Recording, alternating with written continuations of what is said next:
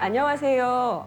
어렵고 막막하게 느껴지는 선거법을 알기 쉽게 핵심만 뽑아서 설명해드리는 내 손 안의 선거법 진행을 맡은 곽지영 변호사라고 합니다.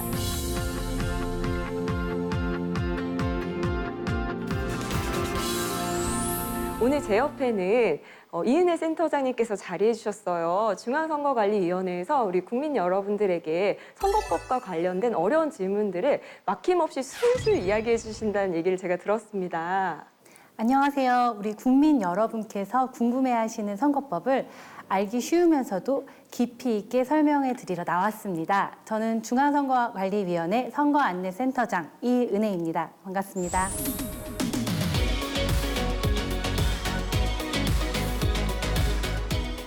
네, 너무 반갑습니다, 센터장님. 4년 혹은 5년에 한 번씩 선거가 치러지게 되잖아요. 근데 그 중요성에 대해서는 정말 많은 분들이 공감하고 계신 것 같습니다. 근데 또 막상 선거법이라고 하면 사실 좀 어렵고 막막하게 느껴지는 것도 사실인 것 같아요. 네, 그래서 이 내 손 안의 선거법이 많은 분들이 선거법과 친해질 수 있는 기회가 되었으면 좋겠습니다. 네, 저도 정말 시작부터 기대가 됩니다. 그렇다면 오늘 우리가 함께 이야기 나눠볼 주제가 과연 어떤 내용인지 먼저 화면을 통해 만나보실까요? 아니, 이게 뭐야? 스팸인가? 뭔데 그래? 뭐야? 선거 문자잖아. 선거운동은 선거 때만 해야 하는 거 아니야? 그러게. 선거 때도 아닌데 웬 선거운동 문자야? 네, 사파를 통해서 저희가 주제를 먼저 만나봤는데요. 오늘 주제는 바로 상시 선거운동입니다. 오늘 어떤 또 주요한 내용들이 있는지 화면을 통해 한번 만나보실게요.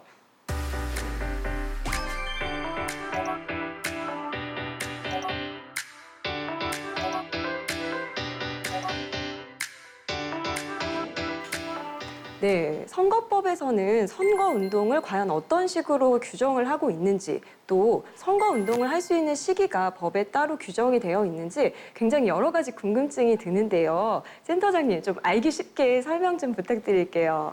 네, 선거운동이란 함은 특정한 선거에서 특정한 후보자의 당선 또는 낙선을 도모하는 목적 의사가 명백하게 표시된 행위를 말합니다. 그렇군요. 그렇다면 선거운동은 기간이랑 관계없이 그냥 언제든지 할 수 있는 걸까요? 선거운동은 원칙적으로 선거운동 기간에만 하실 수 있습니다.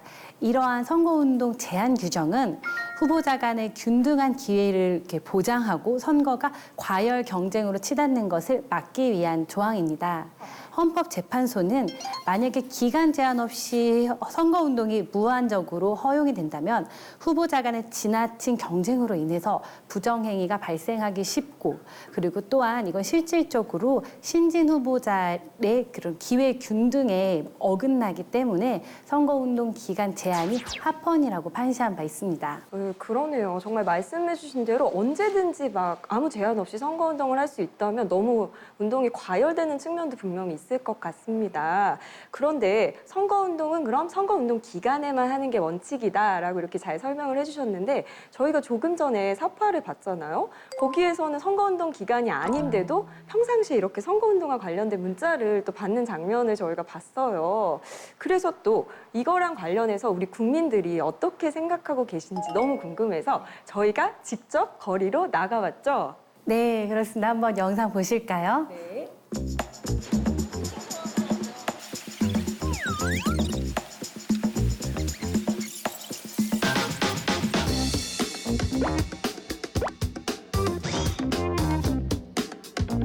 선거운동 기간이 아닌 평상시에 문자 메시지로 선거운동을 하면 불법이다, 불법이 아니다. 불법이다. 불법이다, 아니다. 아니다. 불법이다, 아니다. 불법이다.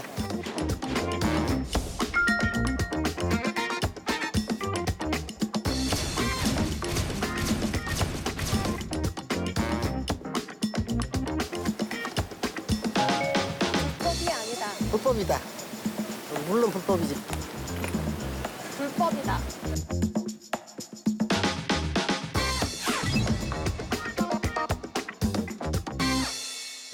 운동 기간이 아니니까 불법이지 않을까. 그때만 해야 한다. 네. 시민을 위하고 주민을 위한다라고 하면 평소에 선거운동을 해야 된다는 얘기지. 다른 분들에게 좀 피해가 가지 않나 생각이 듭니다.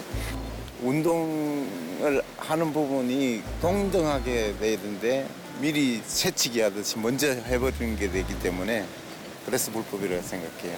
정식적인 기간이 아닌데 문자 메시지로 보내면 일단 그거 자체가 문제가 있지 않나 생각이 들어서 불법입니다.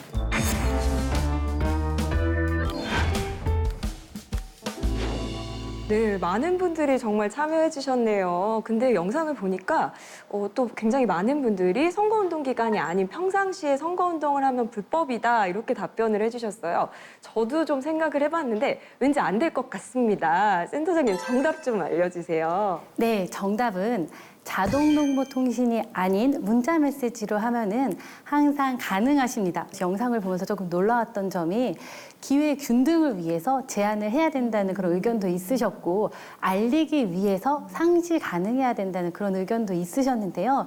그런 제한점을 위해서 저희가 제한된 범위 안에서 상시 선거 운동을 하고 있습니다. 네, 근데 자동정보통신이라는 말씀을 해주셨는데 사실 용어가 조금 어렵게 느껴집니다. 어떤 거예요, 센터장님? 네, 저희가 이제 일반적으로 자동 동보라 함은 전자적으로 자동으로 보낸다는 것을 의미를 하는데요. 공직선거법상 자동 동보 통신이라 함은 문자 메시지를 동시에 수신하는 대상자가 20명을 초과하는 경우를 말합니다. 문자를 받으시는 분들이 20명 이하라고 하더라도 프로그램을 이용하여 이렇게 자동으로 보내지는 경우에는 그 경우에도 자동 동보 통신으로 보고 있습니다. 아, 그러면은 20명을 초과하는 단체 문자 또는 자동적으로 발송되는 경우에는 자동정보통신을 이용한 방법이다. 이렇게 이해하면 될까요? 네, 그렇습니다. 근데 이렇게 자동정보통신으로 보냈을 때는 염두에 두셔야 될 점이 있습니다. 어떤 게 네, 있을까요? 일단 주체적인 제한인데요. 예 후보자로 등록하신 후보자, 그리고 예비 후보자로 등록하신 예비 후보자만이 8번 이내에서 자동정보통신을 보내실 수 있습니다. 근데 이런 자동정보통신을 보내실 때 그냥 막 아무한테나 보내면 스팸이라고 생각하기가 쉬우시잖아요. 그렇기 때문에 자동정보통신을 이용해서 선거운동 내용의 문자 메시지를 보내실 때거나 그리고 전송대행업체 위탁해서 그리고 전자우편을 보내실 때에는 첫 번째로 선거운동 정보에 해당하는 사실, 그리고 두 번째로 문자 메시지 만약에 전송하는 경우에는 그 전화번호, 그리고 세 번째는 불법 수집 정보 신고 전화번호, 그리고 마지막으로 수신 거부의 의사 표시를 쉽게 하실 수 있는 조치 및 방법에 관한 사항을 적시하셔서 보내셔야 합니다. 네, 몇 가지 제한이 있으니까 그 부분은 좀 잘 숙지하셔야 될 것 같다 이런 생각이 듭니다.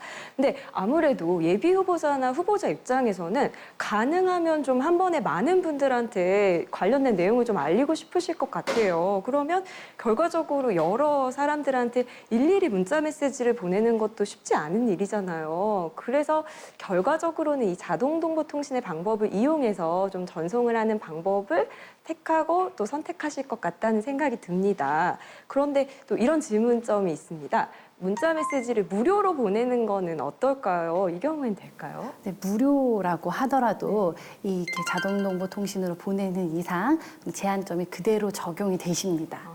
그렇군요. 그런데 또 이런 궁금증이 있습니다. 요새 입후보자님들이 이런 안부 문자를 보내실 때가 있어요. 요새 또 날씨가 갑자기 무더워지고 있어서 무더위에 건강 유의하세요. 또는 태풍이 몰려오고 있으니까 농작물 피해에 조심하세요. 또는 명절이나 공휴일 같은 때 휴일 잘 보내세요. 이런 식으로 안부 또는 인사말을 문자 메시지로도 보낼 수 있을 것 같은데요. 이 경우에 여러 선거 구민들한테 자동정보통신 방법으로 문자 메시지를 보내면 결과적으로는 또 위법의 소지가 좀 있지 않나 이런 생각이 듭니다.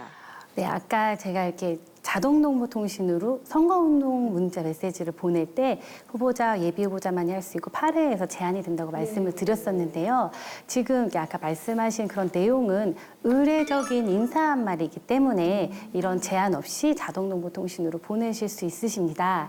최근 대법원 판례 경향이 선거인의 입장에서 그리고 이 당선 또는 낙선의 의도가 분명하게 드러날 때 선거운동으로 인정을 하고 있습니다. 내가 선거에 입후보한다라는 거를 표시를 하시면 안 되시겠죠.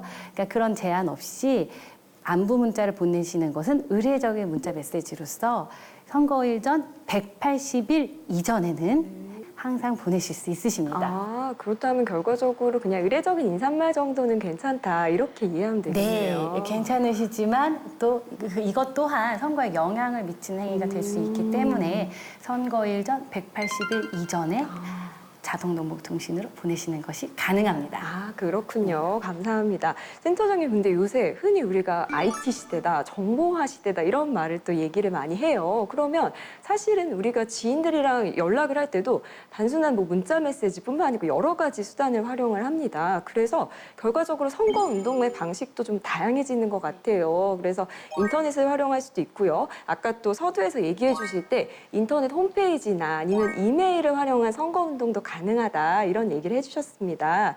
그러면은 이거랑 관련해서 좀 구체적인 얘기를 듣고 싶어요. 네, 우리가 사실 지금까지 문자 메시지 그리고 또 자동정보통신을 이용한 문자 메시지를 주로 이야기를 했는데요. 이 공직선거법은 후보자와 그리고 선거구인과의 커뮤니케이션은 필요합니다. 그래서 돈이 들지 않는 그런 방법인 온라인 선거운동 같은 경우에는 항상 허용을 하고 있습니다. 지금 우리 변호사님께서 말씀을 해주셨던 인터넷 홈페이지를 이용한 선거운동 그리고 인터넷 홈페이지의 게시판에 동영상, 글을 올려가지고 하는 선거운동 그리고 전자우편을 통한 선거운동은 언제나 항상 가능한 것으로 허용이 되어지고 있습니다. 그런 측면에서 유튜브, 요즘에 많이 요즘에 쓰시죠? 예, 유튜브라든지 뭐 카카오톡이라든지 그리고 페이스북 그리고 인스타그램과 같은 SNS를 활용한 선거운동은 항상 가능하시고요. 이러한 방법을 통해서 우리 입후보 예정자 그리고 또 이렇게 선거 정치에 나가고자 하시는 그런 분들과 그리고 일반 선거 구민과 커뮤니케이션과 선거 운동이 항상 가능한 측면이 있습니다. 그렇군요. 그래서 아까 좀 유튜브를 통한 선거 활동도 일부 가능하다 이런 얘기도 잠깐 해주셨는데 그럼 실제로 많은 분들이 유튜브를 통해서 정치 활동을 좀 하고 계신가요? 네, 그렇습니다. 정당 그리고 국회의원 의원들뿐만 아니라 후보자가 되고자 하시는 분들도 유튜브를 통한 정치활동을 다양하게 하시고 계신데요. 이제 아까 말씀드렸다시피 인터넷 홈페이지를 이용한 게시판에 동영상을 올려서 선거운동을 하는 방법이 허용이 되기 때문에 유튜브에서 선거운동을 하시는 것은 가능하십니다. 아, 그렇군요. 그렇다면 또 이런 궁금증이 있습니다. 본인이 자신의 선거운동을 하는 거는 왠지 가능할 것 같은데 인터넷상에서 다른 후보 또는 다른 사람의 선거운동을 대신하는 건 좀 안 될 것 같다는 생각이 듭니다. 허용이 될까요?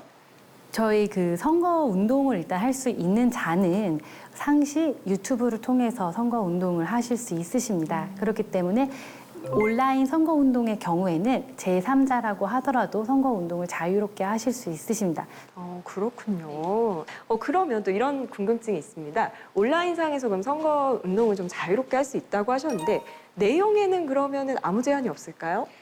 저희가 이제 내용상에도 물론 제한이 있습니다. 저희 공직선거법의 250조와 251조에서는 허위사실 공표죄와 비방죄를 규정을 하고 있습니다.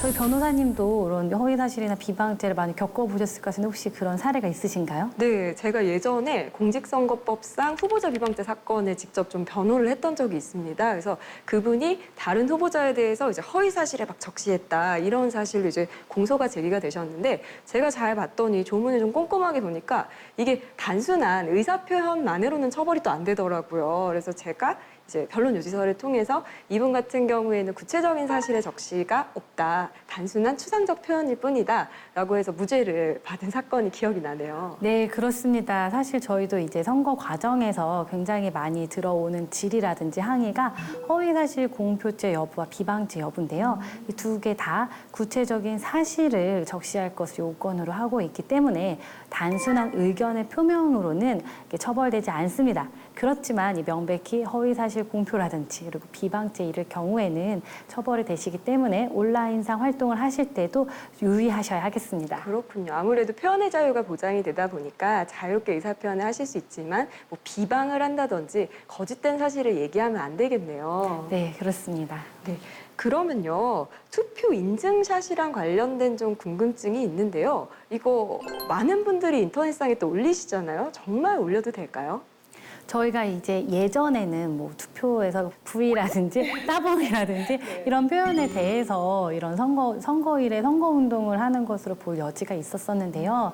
이제 이것을 SNS라든지 문자 메시지를 통한 선거운동의 경우에는 선거일을 포함해서, 그러니까 투표일을 포함을 해서 상시 허용이 되었기 때문에 자유롭게 하실 수 있으십니다. 근데 아까 제가 말씀드렸다시피 온라인상에서만 가능하십니다. 아, 그렇군요. 네. 그래도 온라인상에서는 좀 자유롭게 해도 된다라고 말씀해 주셔서 마음이 좀 놓입니다. 네, 그렇습니다. 네, 감사합니다. 근데 한 가지 또 유의해야 할 점이 있으세요. 왜 보통 요즘에 이런 그 카카오톡 플러스 친구 그런 서비스의 경우에 전자우편 그 업체, 전송 업체에 위탁해서 선거운동 메시지를 보내는 방법에 해당이 됩니다. 그럴 경우에 제가 아까 그 자동농무통신을 보내는 경우와 같은 그런 4가지 제한 사항이 적용이 되어지고요. 또한 그 할 수 있는 그 당사자는 후보자 그리고 예비 후보자에 한정이 됩니다. 네, 그리고 그런 점들을 좀 유의를 하셔야 됩니다. 네. 수단이 확실히 다양해지니까 그만큼 또 국민들은 후보자랑 그만큼 가깝게 다양하게 의사소통을 할 수 있다는 점에서는 굉장히 긍정적인 효과가 있는 것 같습니다. 네. 내 손 안의 선거법. 오늘은 우리가 평상시 선거운동에 대해서 얘기를 나눠봤어요. 오늘 우리가 나눈 대화 중에서 시청자 여러분들이 정말 이것만을 꼭 기억했으면 좋겠다 하는 핵심적인 사항이 있을 것 같아요. 그래서 그것만 좀 간략하게 짚어주세요. 네, 우리 대의민주주의에서 유권자와 그리고 후보자 간 서로 커뮤니케이션 하는 것은 매우 중요한 일이라고 할 수 있습니다. 저희 일반 문자 메시지, 그리고 인터넷 홈페이지, SNS를 활용한 선거운동은 상시 가능합니다. 네, 오늘 평상시 선거운동에 대해서 정말 알기 쉽고 또 명쾌하게 설명해 주신 것 같습니다. 센터장님 정말 감사드려요.